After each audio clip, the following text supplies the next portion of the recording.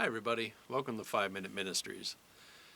Today's topic is something that we all struggle with, and that's the area of impatience.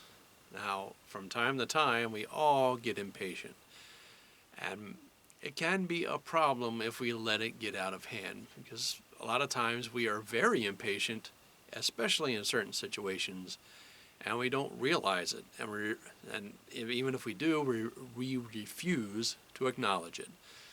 Now, the definition of impatience is having or showing a tendency to be quickly irritated or provoked.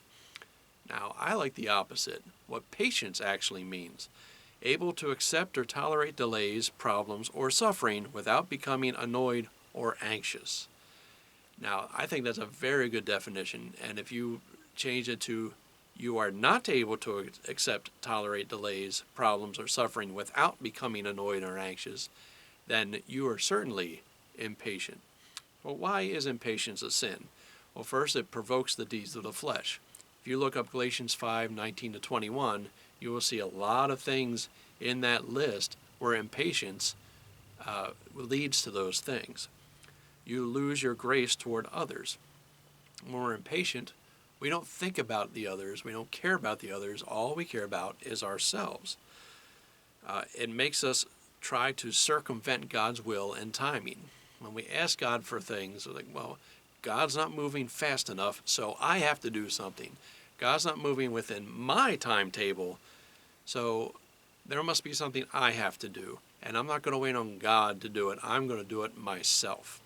And it always gets us into trouble when we ignore God's will and try to force God's will.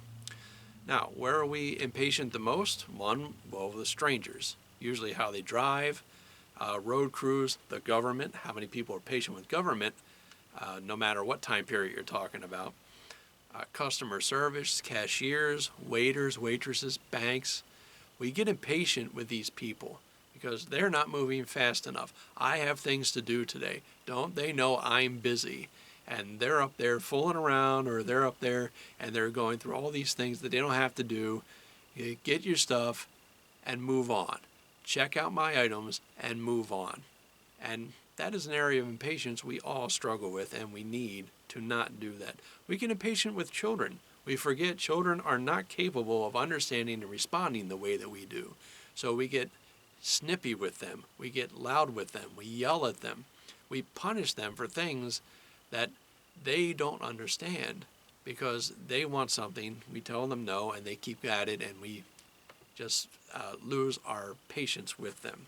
We forget they are children and they need to express their opinions too.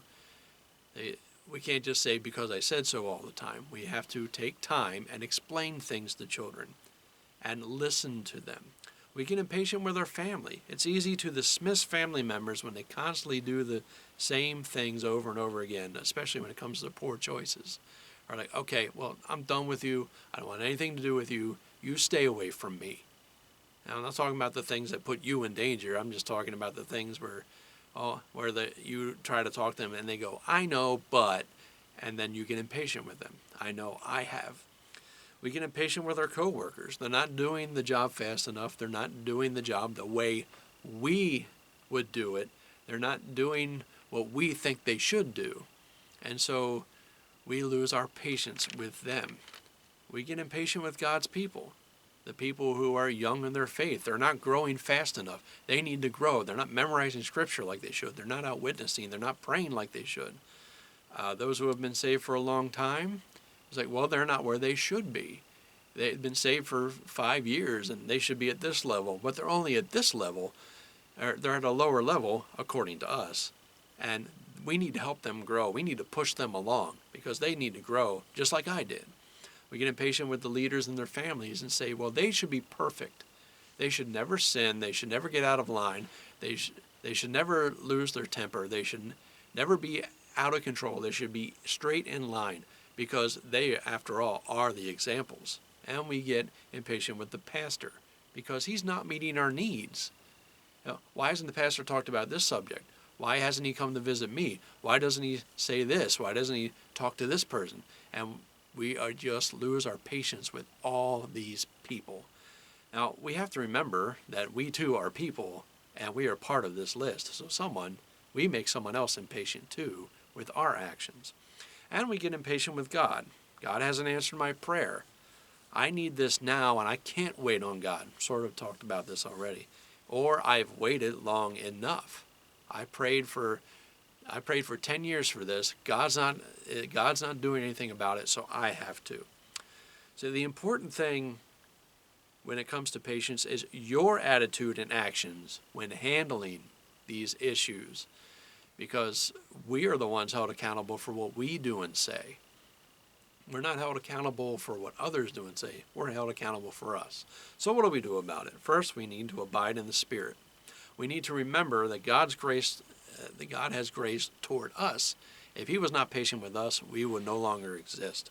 And remember, above all, the golden rule, as we all know, do unto others as you would have them do unto you. How do you want others to respond to you when you are causing impatience in somebody? We need to think about these things because impatience is a big one and it's very easy to crop up, and we need to pay attention to ourselves.